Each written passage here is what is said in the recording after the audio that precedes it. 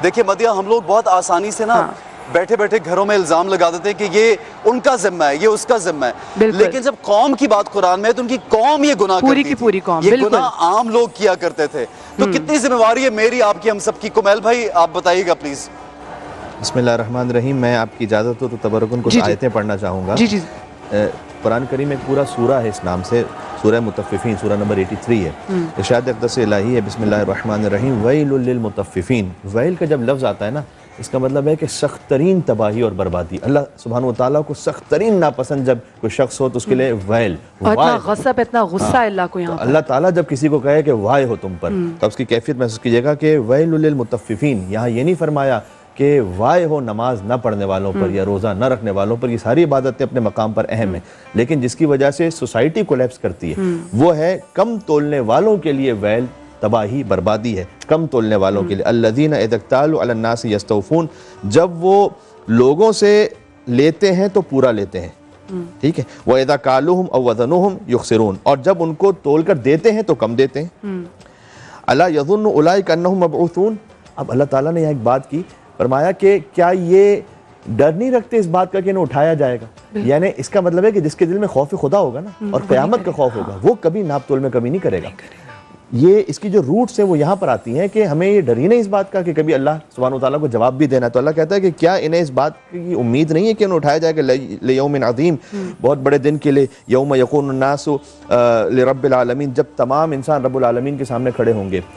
और ये बात जो एहसन भाई ने कही कि हुक्मरानों के जो अपने मामलात हैं, जो अरबाब इख्तियार के अपने मामलात हैं, वो तो हैं, लेकिन एक ठेले वाला भी क्या कर रहा है, उसे जहां जितना मिलता है वो करप्शन कर रहा है। तो फिर हम किस मुंह से कह सकते हैं कि फलां ने अरबों की करप्शन की, जिसे जितना मौका मिला उसने उतनी ही बड़ी चोरी की। तो जो हम आपसे अर्ज कर रहे थे कि फिरऔन खाली मिस्र का तो नहीं होता। एक बात मैं क़ता कलामे की माफ़ी चाहता हूँ कुमैल भाई, आप ये देखिए कि आपने बड़ी अच्छी बात की, और ये लोग अपने अपने प्रेमिसेस में रहते हुए, मैं, आप और हमारे आम जो वेंडर्स हैं, अभी जैसे हमने जफ़र भाई का एक पूरा सिलसिला देखा कि उन्होंने बाइकआउट करवाया, और ये कि जो एक 100 रुपया या 150 रुपया मुकर्रर जो प्राइस थी, लोग 600-600 रुपये पर बेच रहे थे।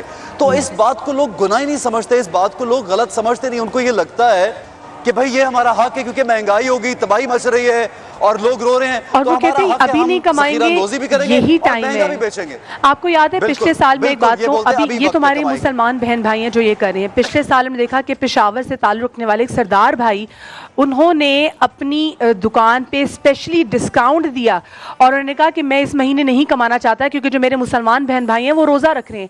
दूसरी जानिब हम देखते हैं कि मस्जिद के सामने भी जो ठेले वाला है, जो अभी उसी मस्जिद से नमाज पढ़ के बाहर निकला है, वही अपने दूसरे मुसलमान बहन भाइयों को वो जो नाप तोल की कमी दे रहे हैं, उसमें नीचे मैग्नेट्स लगे हुए हैं। हमें समझने की जरूरत है कि फकत सूअर का गोश्त हराम नहीं है, हराम से बकरे का गोश्त भी हराम है। माज़रत चाहता हूं जी सॉरी जी कुमैल भाई जरा बात कर लीजिए। कहना चाह रहा था एहसन भाई, अगर आप तक मेरी आवाज आ रही है, कि मैं नाज़रीन से कहना चाहूंगा कि फकत सूअर का गोश्त हराम नहीं है, वो तो सारे मुसलमान जानते हैं, लेकिन हराम से कमाए हुए बकरे का गोश्त भी हराम है।